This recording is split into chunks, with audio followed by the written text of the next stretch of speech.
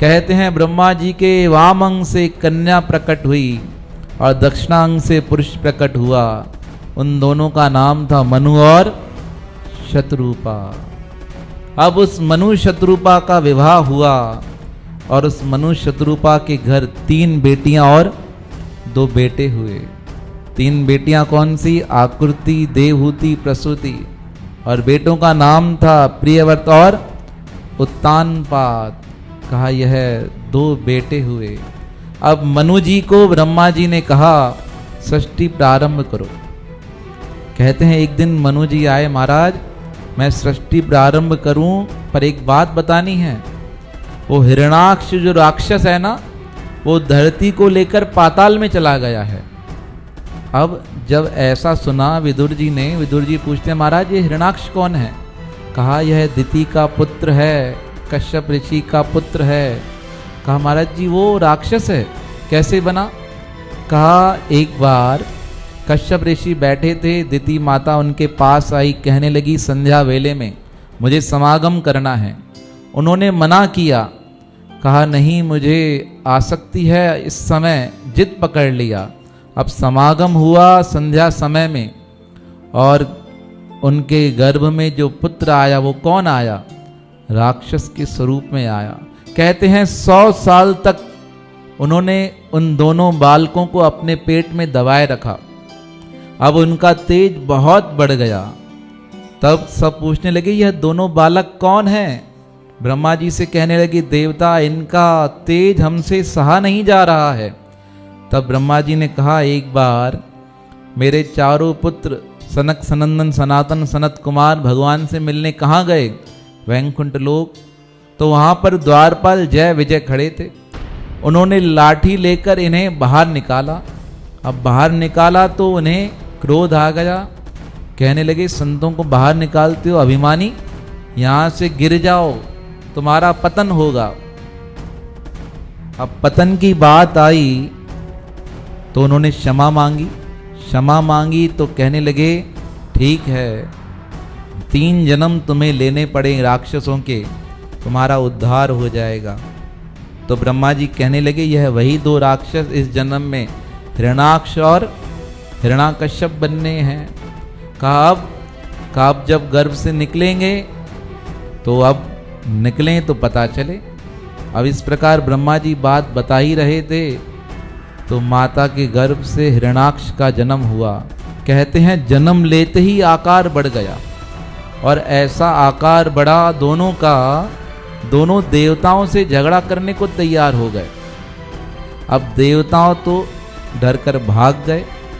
देवता डरकर भागे तो हिरणाक्ष कहने लगा अपने भाई हिरणाकश्यप से कि मुझे ऐसा व्यक्ति चाहिए जो मेरे साथ क्या करे?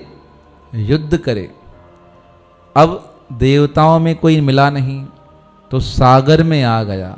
सागर में वरुण देवता को देखकर कहा मेरे साथ लड़ाई करो। अब वरुण देवता ने कहा भाई जवानी में तो हमने बहुत लड़ाइयाँ की हैं, अब इस अवस्था में हमारी उम्र कैसी है, वृद्ध हो गई है, तुम कोई योग्य व्यक्ति ढूंढो जो तुमसे लड़ सके। अब उन्हें अपमानित कर हिरणाक्ष बाहर आ गया। सब तरफ कोहराम मचा रखा था। तब उसने क्या किया? सोचा ऐसे कोई मिलेगा नहीं, सो सारी गोल धरती को अपने हाथों में उठाकर कहाँ चला गया? पाताल में चला गया। जब ऐसा हुआ तो मनु जी को चिंता हुई। मनु जी ने ब्रह्मा जी से कहा। ब्रह्मा जी ने ध्यान लगाया। अभी ध्यान लगा ही रहे थे कि अचानक से छींक आ गई और जैसे ही छींक आई तो नाक से अंगूठे जितने स्वरूप में वराह भगवान प्रकट हो गए। बोलिए श्री वराह भगवान की। अब वराह भगवान जैसे ही प्रकट हुए उन्होंने विशाल रूप धारण कर लिया। विशाल रूप धारण करके और ब्रह्मा जी ने उनकी स्तुति की और कहाँ चले गए? सीधा पाताल में। उस हिरणाक्ष से धरती को लिया और वह कैसा रूप था? सूकर का रूप था। अपने दोनों दांतों पर धरती को उठाकर वह कहाँ आ गए? बाहर निकल आए। बाहर निकले, धरती को स्थापित किया उनके पीछे पीछे हिरणाक्ष भी आने लगा। हिरणाक्ष ने बहुत गलत सलत बोला भगवान को, और भगवान ने सुना नहीं। अब भगवान को जब गलत बोला तो भगवान ने क्या कहा? संस्कृत में आया है बहुत सुंदर श्लोक, ग्राम सिंहान। ग्राम सिंहान का मतलब होता है श्वान। तो क्या है? तो अपने घर में ही श्वान है। तो को अगर लड़ना है तो बाहर आ। अब वह बाहर आया और उसने बहुत जोर से प्रहार किया भगवान के हाथ पर। अब भगवान के हाथ पर प्रहार किया तो भगवान के हाथ से गदा छूट गई। आप सोचिए कितना बलवान होगा वो, जिसने भगवान के हाथ से गदा छुड़ा दी। पर भगवान मुस्कुरा रहे थे। बच्चे कभी कभी पिता के पेट पर लात मारते हैं ना, तो पिता को दर्द होता है? नहीं होता। पिता क्या होता है? प्रसन्न होता है।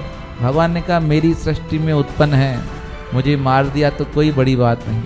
पर अगर बच्चा और जिद करके पिता के गाल पे थप्पड़ मारे तो क्या होता है? पिता को गुस्सा आ जाता है। अब और अधिक लड़ने लगा। तो भगवान ने कहा, अब देवता कहने लगे महाराज जी समाप्त करो, इतने दिन से दुख सह रहे हैं। भगवान ने कुछ नहीं किया। अब बाप 5 साल के बेटे को थप्पड़ मारे तो क्या होता है? बेटे का गाल क्या होता है? चमक जाता है, लाल हो जाता है।